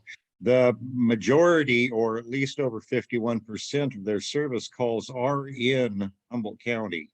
And that's what I remember. Okay, any other comments? Okay. Yeah, real quick, Mr. Chair, if I can, and that would be great I don't know that. Their application says is that 25% of emergency calls are located within Humboldt County or involve Humboldt County citizens. And it's not, for me personally, it's nothing against Star. Ernie, I understand the rural nature of that area, and if there's nobody else doing there, it's just, once again, there's so much money here in essential services being asked of this fund. And for me, it's like, it's, you know, that administrative hat on, it's not within the county, it's not eligible. But I do understand the need and the benefit for it. Thank you. Nicholas? I'd just like to respond to that quickly is, you know, whether if it's eligible or not isn't about priority. It's, is this providing the service that is defined by the ordinance? And how we prioritize it is that next round. So I want to, there's a major difference between what we're talking about here is if we're going to prioritize this or if this is an eligible benefit to the county. Okay. Any other discussion? Okay. Those who feel it is ineligible, please raise your hand and indicate. Okay. Those who feel it's eligible. Okay. It looks like Justin is the sole dissenter, so it would be deemed eligible. Any questions or clarification for staff? I would like them to address we funded 3 positions historically. They're requesting 4 this year. I'd like to ask them, what if we were to fund it at the 3-person level as we have historically, what kind of an impact would that have on service provision? In other words, I'd like them to try to convince me that the increase to the 4th person is good money or good service for the money. Any other questions? Scott? Yeah, I'd also, in addition to that, I'd like to get some breakdown of the increase of population down there or the increase of service calls over the years that would justify the addition of a 4th. Okay. So basically the question is focused on try to have them help us understand the reason and basis for the increase from 3 positions to 4. Okay, item number 7, DHHS, the Humboldt County Mist expansion, a new program. Anybody considered ineligible? Tammy, go ahead. What about the part for housing? Is housing fall underneath this? And administrative analyst, does that fall under the tax measure? All of this is interpretive, so that's why we're discussing it. Okay, well, I can't vote, but those are the only ones that came to look at me that I didn't feel that they fell under, but. Okay, Ginger? Yes, I have several questions that I would like the staff to address. But could we deal with the eligibility first and then we'll move to staff questions, if you don't mind? They're eligible. Just because I've got a simple mind and I need to keep repeating. Okay. Bob? From a eligibility standpoint, I'm curious on how other committee members are looking at an application that may have some components that clearly are eligible for Measure Z funding, while there's other components within it that clearly fall outside the Measure Z funding. And if we would just, it seems in my mind that we would deem an application that has some merit as being in compliance, and then the overall rankings later on down the line would kind of wash it to the bottom of the list because only a small percentage, say, of that application really complies with the intent of Measure Z and Measure O. Okay. Ernie, are you? Yeah, I think that, you know, the Department of Health and Human Services and the MIST program are becoming an octopus as far as I'm concerned. And I don't see, you know, I'm not saying it isn't a good program. I'm just saying we're going to run out of money, and that's a pretty good hunk of money right there. So I would question their need for that much money. Okay. We're kind of focusing on eligibility, hopefully. Yeah. Now, and Bob's question is exactly the same one I had, is we're getting more complex applications now, especially in the case of this one, that have a lot of focuses and so on. So the determination about whether it's eligible is obviously discretionary. Any other thoughts?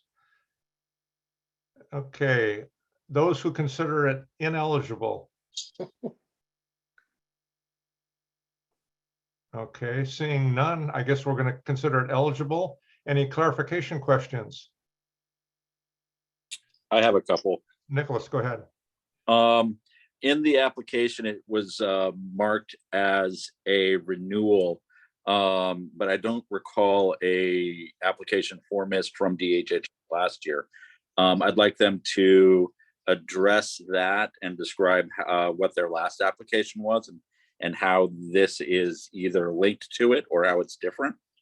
I'd also like to know about their ability to staff the positions if awarded, and how they would plan to put this in place in a way that is within that annual scope. And then I'd also like to know how they're planning on being funded in the future. Okay. All of that clear to staff? Yep. Okay. Moving on, number 8, County Administrative Office, Administrative Analyst position on eligibility. Any comments? Nick, go ahead. This one I do struggle in seeing how this directly applies to the ordinance. Okay. Other comments? Bob? I agree with Nicholas on this. Well, there is a direct tie-in with it being administrative support to it. It's not directly tied to the specific items laid out in either the Measure Z or Measure O ballot measure. It loosely falls in under the categories of other county services or other essential services. So in my mind, we've kind of been throwing out things that follow with them tongue twisted. We have been historically throwing out those projects that fall into those catch-all phrases at the end of the ballot measure, and this one seems like it falls into that category of the catch-all at the very end. Okay, Sean? I believe the crossover and the very direct connection is they're responsible for assisting in the investigation of violent crimes, which is in both ballot language. So if you're looking for a connection, there it is. My audio was, could you repeat that, Sean, just to make sure I understood you? Yeah, in the application, that position is also responsible for assisting in the investigation of violent crime, and that is spelled out in the ballot language. Okay. So you're saying the new responsibilities that are included in the application are what makes it qualify? No, I'm saying the listed responsibilities for the position or what makes it qualified. I don't believe whether it's new or not has anything to do with it. Mr. Quincy, isn't the attorney investigation and assignment part, isn't that a completely new responsibility? It is a new responsibility that our office has had to take on since, I believe, 2020. Okay, thank you. All right. Any other questions, comments? Yeah. Bernie? This is actually asking for funding for Measure Z administration also? Yes. Am I to understand that? Partially, yes. Right. Okay. Oops. Other questions? Mr. Chair? Certainly. Yeah, a question through the chair to Sean. Has Measure Z funding in the past been spent on, whether it was recommended by this committee or not, but has the Board of Supervisors appropriated Measure Z funding to pay for administrative services, much like that are described here in this application? Your committee has recommended funding for a human resources technician and auditor controller staff in the past that perform administrative functions that are your committee deemed necessary to support Measure Z. There has been no there's been no support provided for the county administrative office to provide administrative support for record keeping, funding projections, invoice processing, and certainly not for the private attorney indigent defense program that is described in the application. Okay, any other questions? Okay, those who consider it eligible? Those who consider it eligible? Eligible. Yes. Okay, those who consider it ineligible?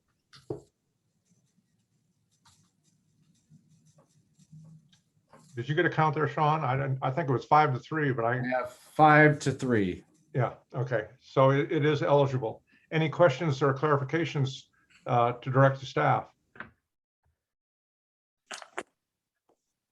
Okay, looking at the clock, we have a couple members who have to absent themselves.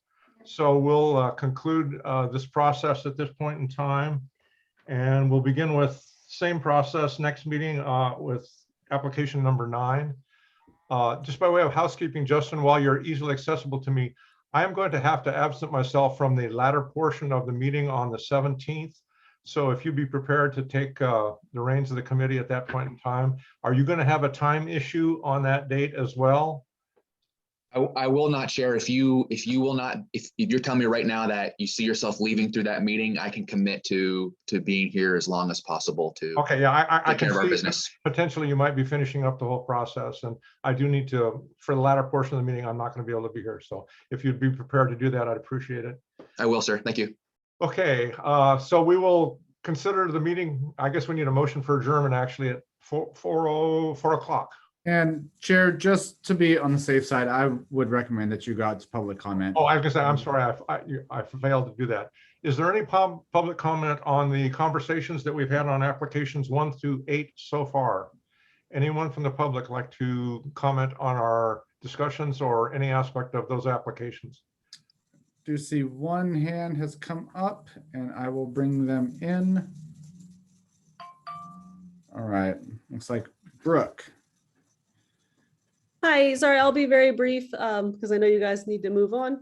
I help run Star Ambulance and I just wanted to address one of the concerns or that I heard brought up quickly that about us not being a part of Humboldt County. The majority of our staff and actual base, even though they're in Trinity County, we are less than a mile from the county border and we do all of our shopping in Humboldt County.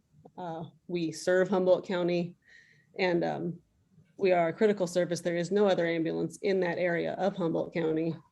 And we have not asked the county for support for the 42 years until Measure Z, even though Humboldt County supports all of its other ambulance services and has for a long time. So I hope that that is considered when you guys discuss us again, that we definitely are entrenched in a part of helping serve Humboldt County and provide emergency ambulance services for part of the county. Thank you. All right, thank you. Any other public comment on applications 1 through 8?